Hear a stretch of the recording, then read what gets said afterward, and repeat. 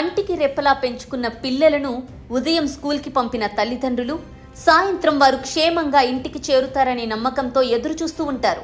కానీ స్కూల్ బస్సుల నిర్లక్ష్యం, డ్రైవర్ల అజాగ్రత్త ఆ నమ్మకాన్ని ప్రశ్నార్థకంగా మారుస్తోంది.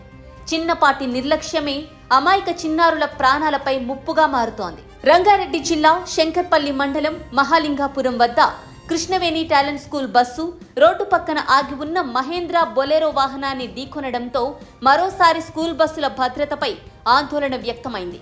ప్రమాదం జరిగిన సమయంలో బస్సులో విద్యార్థులు ఉన్నప్పటికీ అదృష్టవశాత్తు వారందరూ సురక్షితంగా బయటపడటంతో పెద్ద ప్రమాదం తప్పింది.